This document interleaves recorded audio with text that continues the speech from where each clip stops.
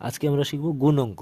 তার আগে যোগ অঙ্কে যেটা ছিল সেটা হচ্ছে পরপর দুটি বা তার বেশি সংখ্যা রেখে যোগ করলে যোগফল বের করে যেত, কিন্তু গুণ অঙ্কের সময় কি হবে, পরপর একই রকমের সংখ্যাকে যদি যোগ করতে হয়, একই রকমের সংখ্যা যদি দুইবার বা তার বেশি বা বারবার যোগ করতে হয়, তাহলে সেটা যোগ না করে অন্য একটা সহজ পদ্ধতিতে মানে গুণের মাধ্যমে যোগফলটা বের করা যায়।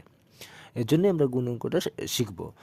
তো এখানে আমি দেখাচ্ছি, যেমন এখানে কি রয়েছে, তিন, তিন যোগ তিন যোগ তিন যোগ তিন, মানে একই রকমের সংখ্যা। এখানে চারটা তিন রয়েছে, একই রকমের সংখ্যা বারবার যোগ, মানে তিনটাকে চারবার যোগ করতে হবে। যদি এটা আমরা যোগের মাধ্যমে করি তাহলে কি করতে হবে, তিনকে চারবার যোগ করতে হবে, মানে তিনটা করে চারবার দাগ দিতে হবে। এক দুই তিন, আবার তিনের জন্য তিনটা দাগ, এক দুই তিন, আবার তিনের জন্য তিনটা দাগ, এক দুই তিন, আবার তিনের জন্য তিনটা দাগ, এক দুই তিন, চারবার তিনটা তিনটা করে দাগ দিলাম। এখন সবগুলো গুনবো, এক দুই তিন চার পাঁচ ছয় সাত আট নয় 10 11 12, এ হলো 12। তাহলে তিনবার চার যোগ করলে কত হচ্ছে, আমাদের উত্তর 12 হচ্ছে। এটা আমরা এই যোগ, এত বড় যোগ না করে, যেহেতু একই রকমের সংখ্যা রয়েছে চারবার যোগ করা, তিনটাকে চারবার যোগ করতে হবে, এর জন্যই আমরা তিনকে চার দিয়ে গুণ করলে এই সংখ্যাটা বের করতে পারবো। এখানে কার সাথে কি গুণ করতে হবে, যে সংখ্যাটাকে যোগ করতে হবে, মানে কত সংখ্যা যোগ করতে হচ্ছে, এখানে তিন। এর জন্য তিনকে যতবার তিনটাকে যোগ করতে হচ্ছে তত দিয়ে গুণ করতে হবে।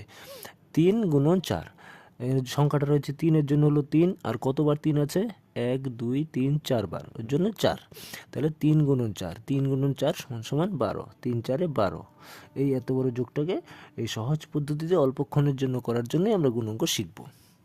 আরও একটা উদাহরণ আছে, এখানে 2 লিখেছি, 1 2 3 4 5, পাঁচবার যদি 2 যোগ করি কত হবে, একবার 2, দুইবার 2, তিনবার 2, চারবার 2, পাঁচবার 2, কত হলো, 1 2 3 4 5 6 7 8 9 10, পাঁচবার 2 যোগ করলে 10 হচ্ছে।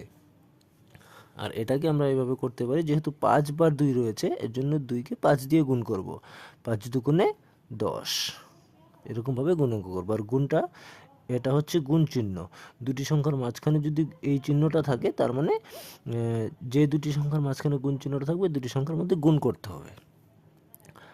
আর গুণ করার মধ্যে কোনো সংখ্যাকে যদি আমরা শূন্য দিয়ে গুণ করি, যে কোনো সংখ্যা হতে পারে, সেটা যদি শূন্য দিয়ে গুণ করা হয়, তাহলে সেই গুণফলটা হয়ে যাবে শূন্য। যেমন এই যে 5 গুণন 0, গুণফল হয়ে গেল 0।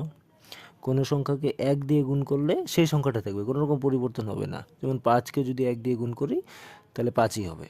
কোনো সংখ্যাকে যদি 10 দিয়ে গুণ করি তাহলে গুণফলটা হয়ে যাবে 10 গুণ, 5 গুণ 10 সমান সমান 50, 5-এর 10 গুণ হয়ে গেল।